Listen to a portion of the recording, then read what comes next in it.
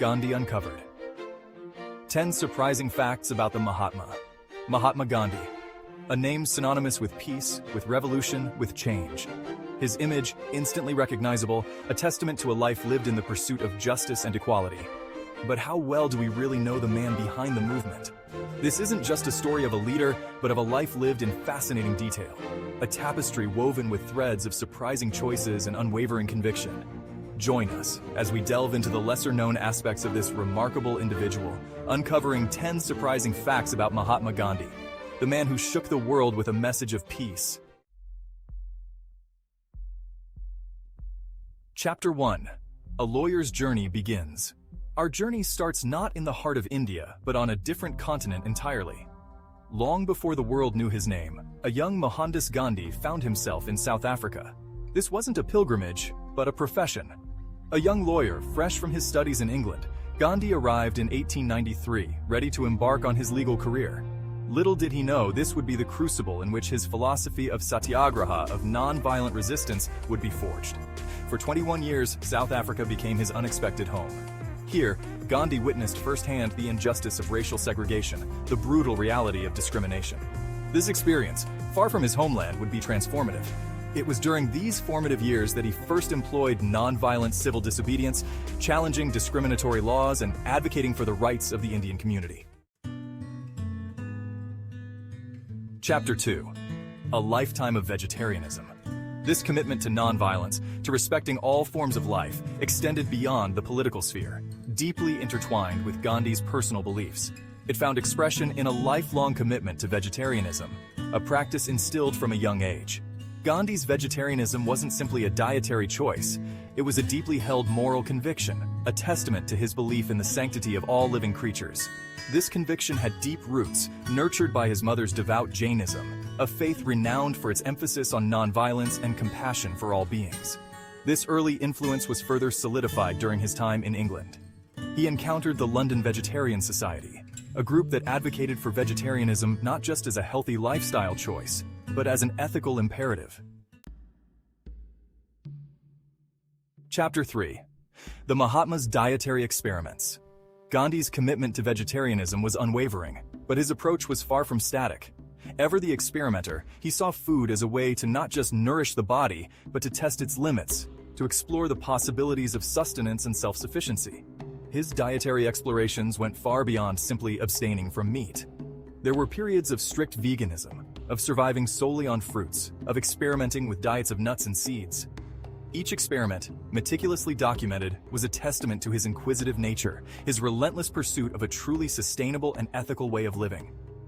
These experiments weren't always successful. There were times when his health faltered, when his lean frame grew even thinner. But these setbacks did little to deter him. Each failure was a lesson learned, a stepping stone on his path to understanding the intricate connection between food, body, and mind. Chapter 4. The Printing Press, a revolution in the making.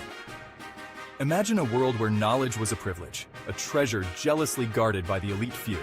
This was the world before Johannes Gutenberg's groundbreaking invention. Before the printing press, books were painstakingly copied by hand, a laborious process that made them rare and expensive. Knowledge, like a precious commodity, was largely restricted to the monasteries and universities, far out of reach for the common man. But Gutenberg's invention was about to change all that. With movable type and a system of presses, he unlocked the potential for knowledge to spread like wildfire, breaking down the barriers that had long held it captive. Chapter 5. Challenging the Old Order. This questioning spirit, fueled by the printing press, soon extended to the very foundations of knowledge itself. For centuries, the Church had reigned supreme, its doctrines shaping every aspect of life. But with knowledge now readily available, people began to question long-held beliefs, to seek answers beyond the confines of religious dogma. The Renaissance, with its emphasis on humanism and reason, had already begun to chip away at the Church's authority. But the printing press amplified these challenges, giving voice to dissenting views and spreading them far and wide. The world was on the cusp of a scientific revolution. One by one, brave individuals dared to challenge the established order. Chapter 6. The Spinning Wheel, a symbol of self-reliance. We return now to Gandhi, his life's work deeply intertwined with the spirit of self-reliance and resistance that the printing press so potently symbolized. Just as the printing press empowered individuals with knowledge, Gandhi sought to empower his people with the means of production, with the dignity of self-sufficiency. At the heart of this endeavor was a simple yet powerful tool, the spinning wheel or charkha. In the early 20th century, India was firmly under British rule, its economy controlled by colonial powers. The British textile industry, fueled by India's raw cotton, flooded the market with cheap manufactured goods, crippling India's own traditional textile industry. Gandhi recognized this economic exploitation and saw the spinning wheel as a potent symbol of resistance. He encouraged Indians to spin their own yarn and weave their own cloth, to reject the mass-produced goods of the British Empire. Gandhi's philosophy of nonviolence found resonance and inspiration not just within India's borders, but across continents, in the works of a writer who, like him, believed in the power of peaceful resistance, Leo Tolstoy. Theirs was a meeting of minds across continents, a dialogue conducted through the written word, yet profoundly impactful. Gandhi, deeply moved by Tolstoy's writings, particularly his book, The Kingdom of God is Within You, found a kindred spirit in the Russian novelist and philosopher. Tolstoy's ideas on nonviolence, his critique of state power, and his emphasis on spiritual awakening resonated profoundly with Gandhi's own evolving philosophy. This intellectual connection led to an exchange of letters, a fascinating correspondence between two towering figures, separated by geography, but united by their shared ideals. Gandhi, eager to learn from Tolstoy's wisdom, shared his experiences in South Africa, his struggles against injustice, and his growing commitment to satyagraha. Chapter 8. From Barrister to Mahatma, The Making of a Leader. Before Gandhi led millions for independence, he walked the halls of London's Inner Temple, navigating British law. This legal training shaped his approach to activism. In 1888, Gandhi arrived in London to study law. He enrolled at the Inner Temple, one of the 4 Inns of Court. Here, Gandhi honed his skills in argumentation and legal strategy. His time at the Inner Temple instilled in him a respect for the law and its limitations. Chapter 9. Trials of Fire, Gandhi's Imprisonments. Gandhi's unwavering commitment to truth and justice came at a heavy price. Throughout his life, he faced numerous arrests, his unwavering spirit clashing with the might of the British Empire. Each imprisonment, far from deterring him, seemed to strengthen his resolve, to refine his philosophy of satyagraha. From his early days in South Africa, where he challenged discriminatory laws, to his leadership of the Indian independence movement, Gandhi's life was punctuated by periods of confinement.